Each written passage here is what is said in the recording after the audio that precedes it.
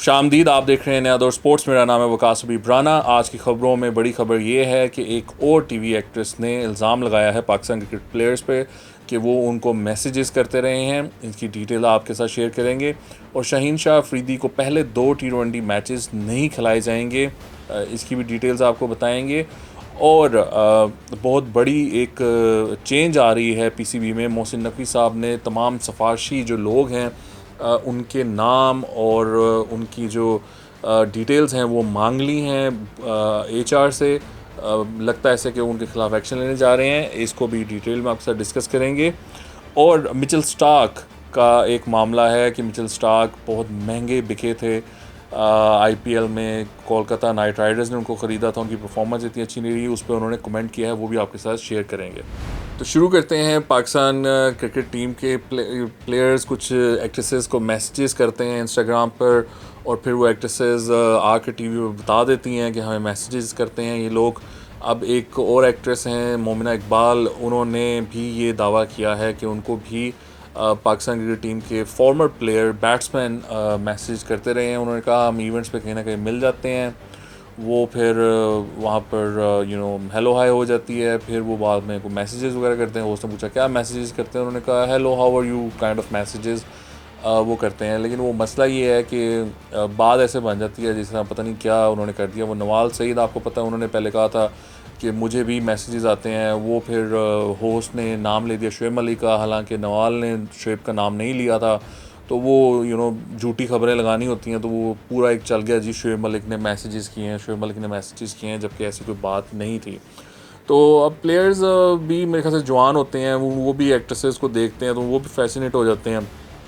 तो वो भी मेरे ख्याल से ट्राई करने की कोशिश करते हैं, लाइन मारने की कोशिश करते हैं। मसला ये है कि आजकल की दुनिया में फिर वो स्क्रीनशॉट्स और फिर इस तरह की बातें निकल आती हैं और फिर आपका नाम ख़राब होता है।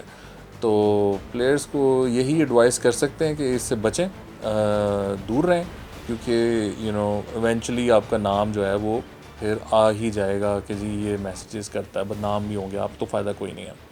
अच्छा जी, शाहीन शाह अफरीदी के बारे में ये बात चल रही है कि ककूल में फ़िटनेस कैंप के बाद वो अपना जो बॉलिंग रिदम है he wants to achieve that.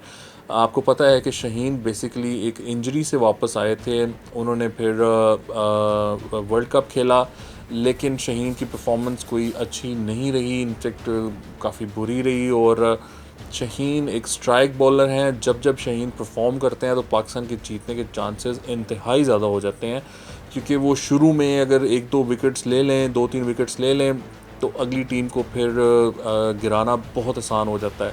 तो अब आपको मालूम है, चूँकि मोहम्मद आमिर ने भी एक कम बैक कर लिया है, तो मोहम्मद आमिर और शाहीन और बोथ लेफ़्ट हैंडर्स, तो और नए न्यू बॉल बॉलर्स हैं, तो ये भी एक मसला है, क्योंकि उनके साथ नसीम होगा। Naseem is a brilliant new ball bowler. तो वो एक प्रॉब्लम होगा कि ओपन कौन करेगा बॉलिंग ना। अगर नसीम शाहीन शाह खेल रहे हैं तो ज़ाहिर बात है उनसे ओपन करवाया जाएगा, फिर मोहम्मद आमिर कहाँ जाएंगे। तो these are the questions that team management would have to answer, और वो न्यूजीलैंड के सामने नज़र आ जाएगा। तो अभी ये शनीद है कि 2 पहले T20s प्रॉबली वो नहीं खेल सकेंगे, उनको नहीं खिलाया जाएगा। तीसरा T20 जो कि पिंडी में होगा वो खेलेंगे, और फिर बाकी 2 लाहौर वाले भी वो खेलेंगे। तो इस तरह का कुछ प्लान बन रहा है पाकिस्तान क्रिकेट टीम की मैनेजमेंट का।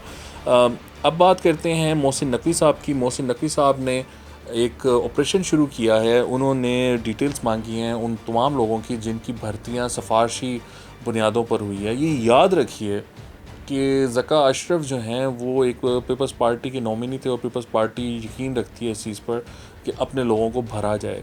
वैसे तो अब हर पार्टी यही करती है कि वो आते हैं और वो अपने लोगों को भरते हैं, लेकिन पीपल्स पार्टी इस मामले में ज़रा ज़्यादा बदनाम है, क्योंकि वो पीआईए में भी कहते हैं उन्होंने धड़ाधड़ भर्तियाँ की हुई हैं, जिसकी वजह से पीआईए बैठ गई। बहरहाल वो उसके बैठने का सिर्फ एक ये रीज़न नहीं है, लेकिन वन ऑफ द रीज़न्स।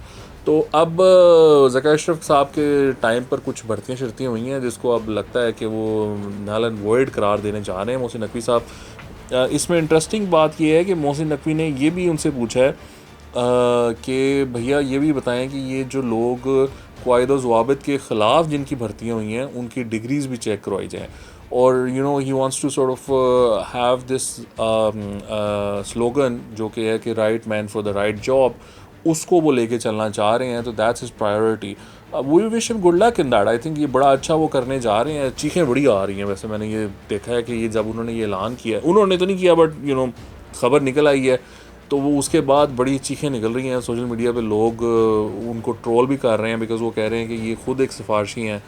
तो अब वो पता नहीं क्यों ये बात कर रहे हैं, लेकिन अगर मोहसिन नकवी ये करते हैं और इसमें कामयाब हो जाते हैं कि वो पीसीबी से सिफारशी लोगों को और नाअहल लोगों को निकालने में कामयाब हो जाते हैं, तो I think this would eventually mean कि पीसीबी की जो कारकर्दगी है वो बेहतर होगी, प्रोडक्टिव हो जाएगा पीसीबी, बिकॉज मेरिट पे लोगों जो आते हैं तो वो काम भी अच्छा करते हैं।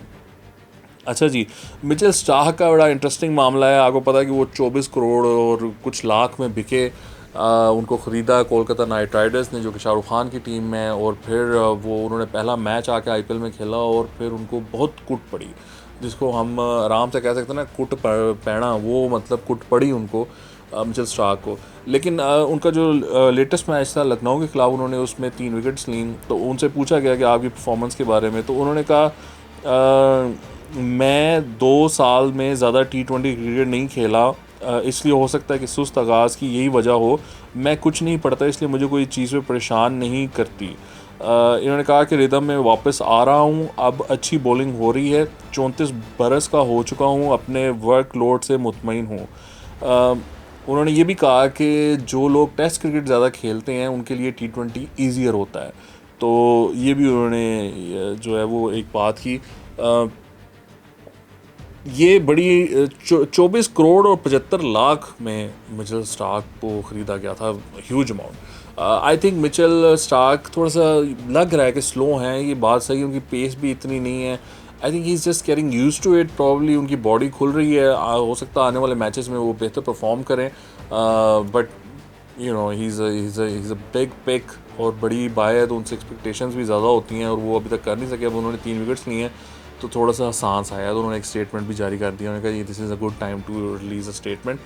Anyway, wish him good luck. वो I hope we hope that he performs well और अपनी टीम के लिए वो अच्छा परफॉर्म करें और हमें एक अच्छी क्रिकेट देखने को मिले।